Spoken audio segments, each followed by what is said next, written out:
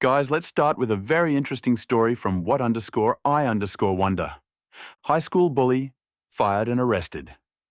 6 years later. Hello people of r/malicious compliance. I was directed here by another user from r/pro revenge and was told it might be better fitting here. Repost. Warning. It's long and boring with a short ending. TLDR at the bottom. Backstory. I went to school in a predominantly white area, and being white myself, I had it pretty easy. Parents who cared for me and my activities, friends who respected each other, and all around a normal HS experience. Not really important, just want to paint the picture. Like all high schools, I was bullied, not a big surprise. I'm your generic nerdy white boy with glasses. I had a small friend group and generally never caused problems. Where it begins. There was this group of popular kids in my school who were on the football-basketball team and always caused trouble. Whether it be fights or bullying, they never got expelled and were what we called super seniors, students who get held back in their senior-junior year until they graduate or turn 19. They had a bully boner for my friends and me, but it never fazed us. We were used to it over the years. This was our senior year, and we were all trying our best to maintain our grades and whatnot when I started a class called Engineering Physics second semester. I took AP Physics the year before, and my teacher recommended it to me since he also taught that class.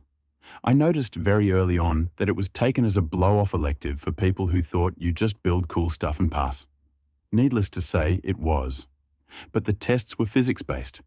So we took them with partners. One day I got paired with one of my friendly neighborhood bullies, who we'll call Chad. Now, I knew he slacked off in class and didn't really care because he just took the class to be with his friends, but they were smart. They never paired with each other and instead chose the smart kids to basically do the test for them. We got through it, me answering every question, and we turned it in. After the tests, we were allowed to work on our monthly projects, i.e. Rube Goldberg, mousetrap car, wooden bridge, etc. At the time, we were working on a mousetrap car and was nearly done. A week ahead of the due date, when I finally got started testing different wheels and pull arm lengths. Things were going smoothly when Chad came over and asked for helpful advice. Basically just wanting to copy my design and use it for him. Me. Yeah, I get it. Just use 2 computer CDs and a long copper rod for the pull arm and it'll get a B at least. Chad.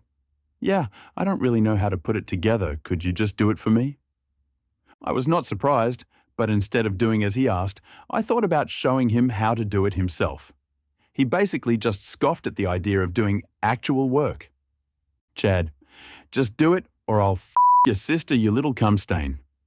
So I did it, knowing that he would retaliate and probably hurt me or my sister. I was pissed, scared, but it was whatever until a week later. The trials were started and then they ended. I got an A, but Chad got a C. He was furious. Part of me thinks that the teacher knew what had happened and altered his grade due to Chad doing this before, but it came with brutal retaliation. He jumped me later and gave me a black eye, 2 lacerations on my face that thankfully didn't require stitches and a torn earlobe. Ouch. I didn't dare report him to the police or a school advisor because I knew it could be worse later. I healed after a few weeks, but I swore if I ever saw him again, he would. Regret everything. Now, you know I wouldn't be posting here if we never met again. Little did I know it would be 6 years later. The encounter. Time went on, years went by. I secured a job with a security company after my associate's degree and make decent money. I mainly deal with truck drivers 95% of the time and have only written 3 major incident reports in the 4 years I've worked there. Day was normal, no problems, until enter Chad. I didn't know at the moment he came in, but it was him, 100%. I found out after he handed me his license. I knew because he had this one for 3 years, obviously expired, and I remembered his putrid, disgusting bile face. The memories came back. I hadn't thought about Chad in years. TBH, I forgot he even existed, until that day. He came in, didn't recognize me, and I took care of him like anyone else. Except he has to come back to me when he leaves with his outbound trailer, so I planned. I thought of what I could do to make him remember me, to make him hurt like I did. Now I graduated with a degree for criminal justice, so I have a pretty good understanding about laws and regulations in my state, and since his license is expired, I thought I could use that to my advantage. So I basically told Chad what trailer to pick up and where it was. He went and grabbed it and brought it back to me. Me. Hey, sorry, but I gave you the wrong trailer. We are using that one later to fill a load, and the site manager just called me about it. He gave me one of those. Really? God, you are wasting my time, looks that I get all the time. Chad. Look, man, I'm almost out hours and I need to get out of here. Can't they just reassign it? Me. No. Unfortunately, once a trailer is assigned, blah blah security talk. I told him he needed to go get a different one instead. This was true and not part of my plan, but I rolled with it. He kept nagging about how it will get him fired if he doesn't take his break on time and that he is already on his dispatcher's watch list. I loved when he told me this. I was going to do whatever I could to make him waste as much time as possible. So I called our yard dog, YD, a driver on site who moves trailers in and out of dock doors, and told him a driver was refusing to drop their trailer and that he needs to be escorted off the property. The YD came and stopped in front of his tractor so he couldn't move forward and told him to unhook immediately. For a second, he waited outside of his truck, yelling obscenities and stuff. Eventually, the YD and I went into the guard shack in case he got violent. Chad. This. Big mistake. Chad jumped back in his truck, drove around the YDs when he was in my guard shack, and left as fast as he could. I was already on the phone with my supervisor, and he told me to call the police. Trailer theft is a felony in my state. So I did. Told them the tractor number, his name, and a description, along with the trailer he had and his general direction of travel. About an hour went by before I had a police cruiser show up and asking for me. He questioned me on the whole who, what, when, where, and how. He told me that he was caught up to eventually and was arrested.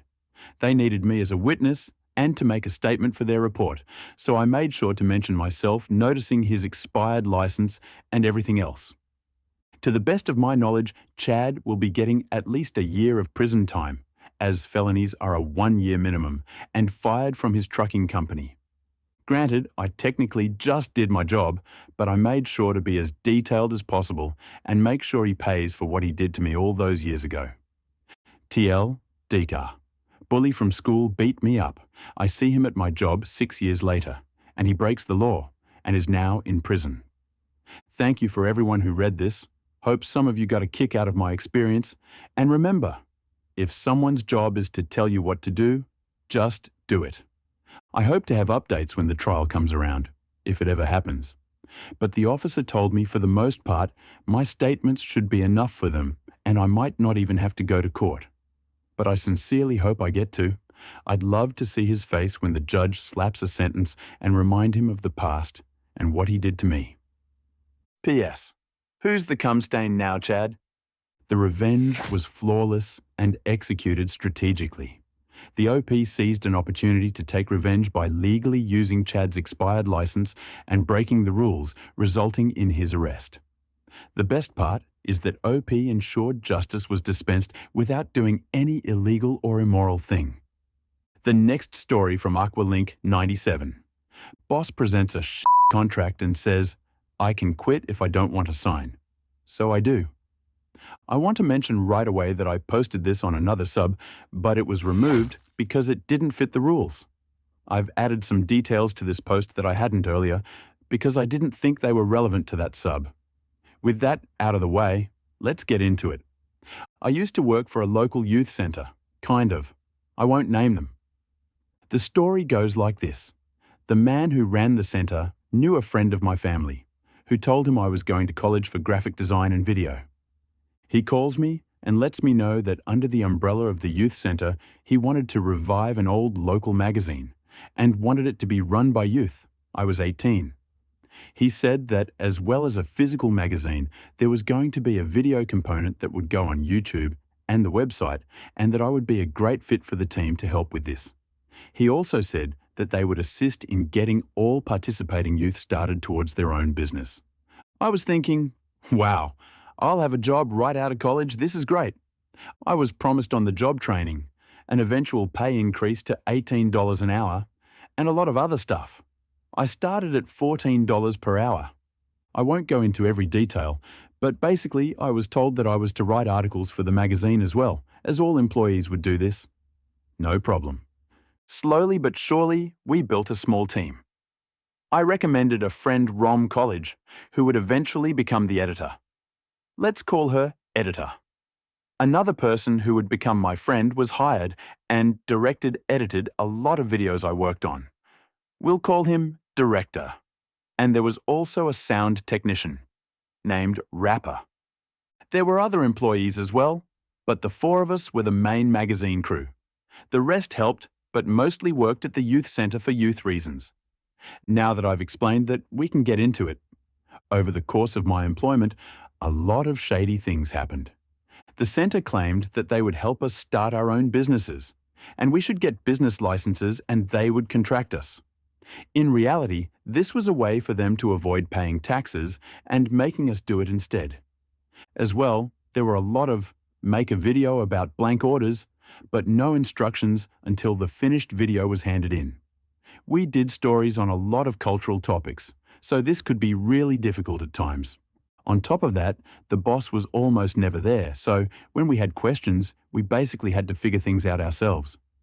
Despite all of this, I was loyal. I worked there for 2 years, and I'm confident that I was a major reason we were going for a while, because whenever somebody messed something up in video, I was the one they came to fix it. Sometimes with hours left to deadline. I filmed almost all events we covered. I knew where all of the files were for everything, the passwords, and a lot more. People asked me about all of these things when they forgot. I also managed the YouTube page all by myself. But for whatever reason, the boss started to trust us less and less. Locks were changed on the doors, so none of our keys worked. Director and I were placed in an office where somebody was constantly watching us. Our time cards were argued about, and we were accused of only playing video games while at work. We played our Switches at lunch. I think he had trust issues because he's a sketchy person. He had the kind of fake being friends with everybody in case you need a favor view on life. Director and I started to be blamed for bad camera framing when we weren't even at the shoot. This got to the point where we were told to take extra training, but Editor, who was mostly responsible for these mistakes, was treated like a queen. Even if I complained about something Editor had done, nothing would ever come of it. Then comes December 2018. Boss calls a meeting. He tells us all that the magazine will be transitioning into its own business separate from the youth centre. Here, on top of video and writing duties, we will be searching for contracts and driving to other cities in our province to film. He then proceeds to hand us a contract that we're required to sign if we continue to work for him. This contract sucks. There were a lot of things in there that would screw us over, but the main things were that while working for them, we wouldn't be allowed to conduct our own contracts, and if we quit, we can't work in our field in any of the whole province for 6 months. On top of that, our job titles would be changed to interns, and our pay would stay the same, even though we were promised $18 an hour. Literally, all of us were mad about this contract. But whenever we brought up problems, he would say, this in non-negotiable. It's a perfectly normal contract. He also accused me of trying to find loopholes whenever I tried to discuss it. I have no idea about contracts, but if you're claiming to start youth up on their own businesses, this is not how you do it. He let us know that to aid with the transfer to a new business he was in, talks for a new contract worth a lot of money, but didn't disclose how much.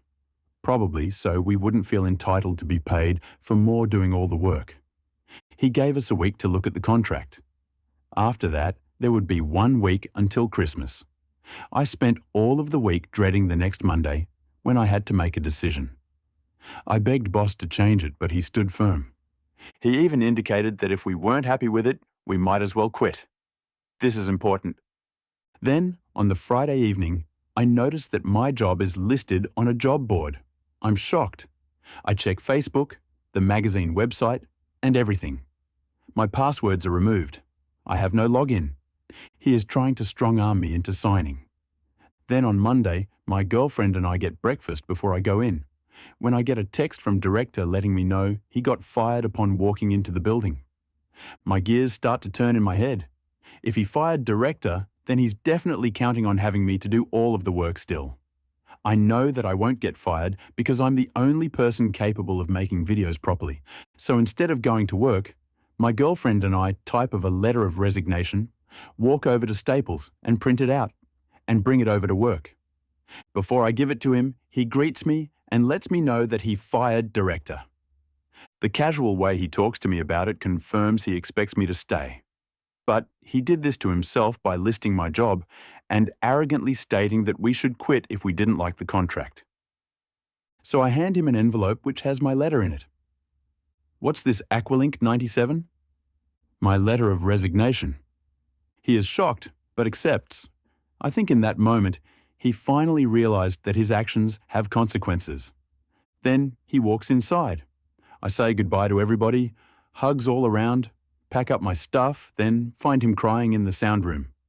I talk to director later, and he tells me that his mum was connected to boss's huge paying contract, and that he actually hadn't had the contract yet.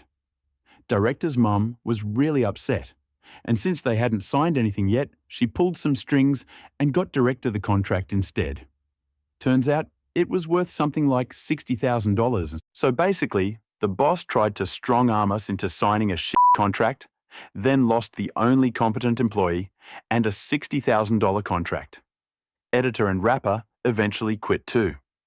Rapper decided to focus on his music career and is doing pretty well for himself. I worked video contracts for a while until I got a full-time job again. So, as a result of all of his shittiness and overall arrogance, boss no longer has enough money to print an actual magazine, is short-staffed, constantly going through new employees who always end up quitting and rarely upload videos. Their videos have shit titles too, like the title of the camera footage, and rarely have edited thumbnails. I think it's safe to say we destroyed his ambition of starting a business exploiting youth talent right before Christmas. And just to be clear, even though I had the effects that my quitting would have on him in mind, I also knew that the youth centre was funded separately from us, so we didn't ruin any poor kids' lives. It was a real roller coaster, and the revenge was really flawless, and it was executed perfectly. It was a perfect revenge for the boss who refused to give the facilities to his employees he had promised. He deserved to lose his competent and loyal staff. The cherry on the cake was that he lost a valuable contract. Such ungrateful people deserve these same consequences.